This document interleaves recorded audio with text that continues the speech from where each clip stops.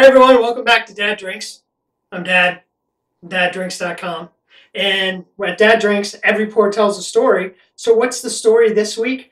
The story this week is going to be about The Godfather. So the drink we're going to make is The Godfather. It's a really simple drink. It's 2 ingredients. It's basically blended Scotch, so we're going to use our monkey shoulder, and then amaretto. And that's it. And then you just mix it up. It's also easy because you don't have to use 17 different glasses. You just mix it right up in your rocks glass. So the first thing we're going to do is you're going to take 2 ounces of Scotch. So you can use, like I said, it's a blended Scotch you want to use. You don't want to use like a single malt or anything like that. Just like a, Chivas, J&B, monkey shoulder, probably Johnny Walker, red or black. You don't want to get into really expensive stuff. And then it's 1/4 of an ounce of amaretto. Not too much, just a little bit. There you go. Put those 2 in there. And then you're just going to stir it up here, right in your mixing glass. And then to top it all off, if I can get the bottle open, there we go. Just going to throw in a Luxardo cherry because I'm fancy like that. I'm going to try and get it right there. You go. Get down there. All right. Shouldn't use the big rocks, I guess. So we have our drink. It's The Godfather. The reason why some people think that this drink is called The Godfather is because it was Marlon Brando's favorite drink. And as you know, if you've watched the movie, you've seen The Godfather or The Godfather 2, Marlon Brando plays Vito Corleone. And this whole thing came to me when I saw a meme pop up, and it was like, it had to be something old because this was all stuff that started like back at the start of this year. You remember the memes? They were like on TikTok all over the place about how men always think about the Roman Empire, like we're constantly thinking about it. Well, I have news for you. This 56-year-old guy does not think of the Roman Empire all that often. I'm pretty sure the last time I thought about the Roman Empire was when I was watching Rome on HBO probably about 15 years ago. Doesn't really enter my consciousness. But you know what kind of does a lot of times? The Godfather. And why? It's an iconic movie. I mean, The Godfather won the Best Picture Oscar, and then The Godfather 2 came out, and it was just as well received. Those 2 movies together, sometimes you can catch them together and they cut them all together and intersperse them a bit differently as the Godfather saga. But I think the thing about the Godfather is that it presented a very sanitized version of the mob.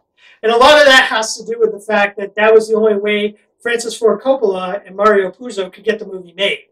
Because Joe Colombo, who was the head of the Colombo crime family in New York, and also the head of, I believe it was the Italian-American Benevolent Association or something like that, basically told them, you're not going to film this in New York. You're not going to film it anywhere if you start talking about the mob and La Casa Nostra and you make these guys look bad and everything else. So they kind of had to sanitize it. And if you watch the movie, think about it and compare it to later movies like Casino or like Goodfellas, where those guys, they're not heroes.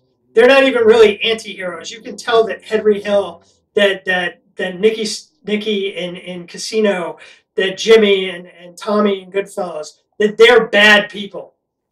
It doesn't sort of come off that way in The Godfather. Like in The Godfather, the first kind of Corleone you meet really is Michael. And Michael's not, at that point, any part of the family. He has just come home from World War II, where he was in the Marines, and he was a hero. And if you actually read the book, there's a lot more backstory in the book. That basically his plan is that he is going to come there. He's going to see his father for the wedding of Carlo and Connie. And then he's heading off to Vermont with Kay, and he's going to take a job as a teacher, and they're going to settle down, and he's not going to be part of the family business. And in fact, he tells Kay that at the table. When he tells her the story that everyone thinks leads to, I'm going to make him an offer He won't refuse. Except Michael's the one who says that. Vito never says that. Not in any of the movies does he say that.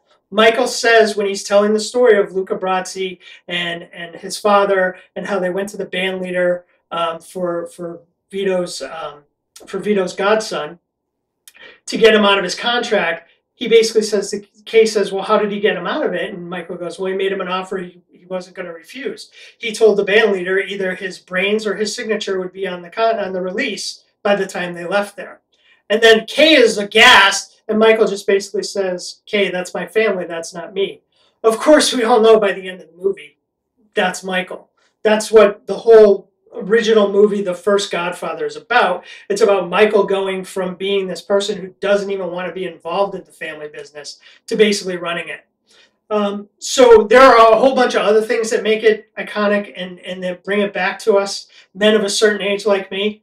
And, you know, there's all the different sayings and the different quotes. And we'll quote these things back to our friends like, leave the gun, take the cannolis.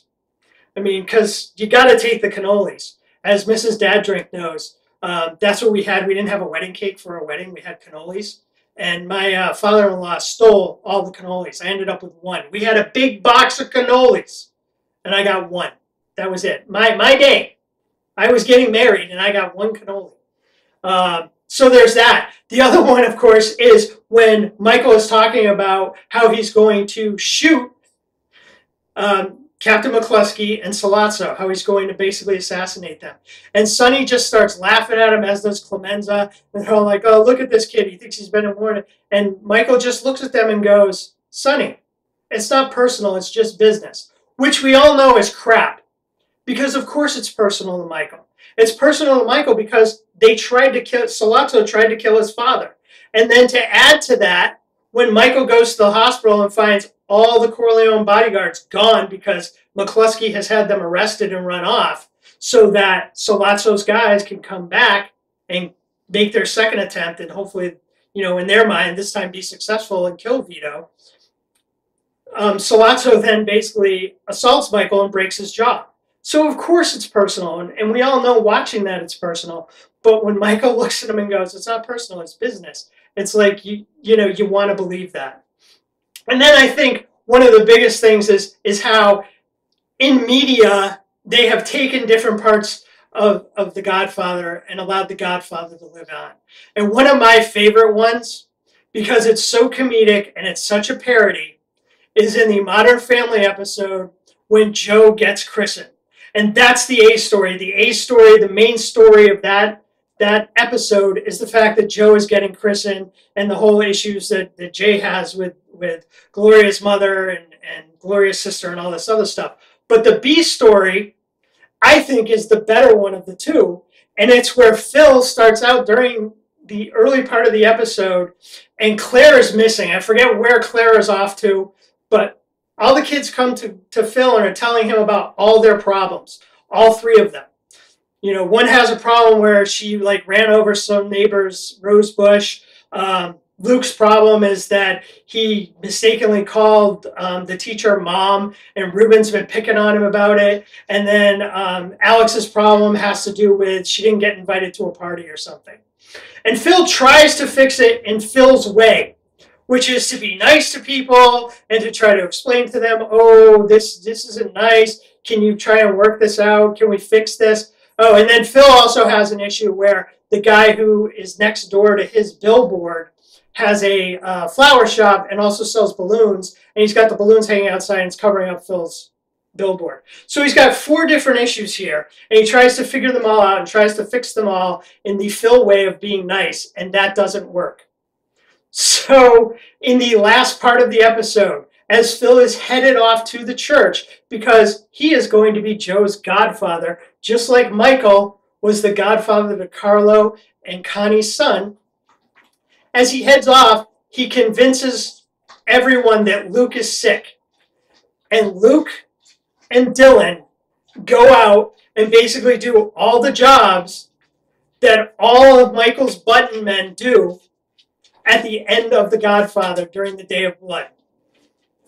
So they go out and they take care of all of this, and it's all interspersed. The showrunners for for Modern Family did a great job because they interspersed it all just like it is in the movie, where one thing happens for revenge, and then you cut to Phil taking one of the vows at the christening, and then the next thing, and then Phil. And it all ends at the end of the episode after the last commercial in the end scene where Phil is sitting in his office up on the second floor of the house, which I believe is the only time we've ever seen Phil's office in the entire run of that series, in the entire 10 years of it.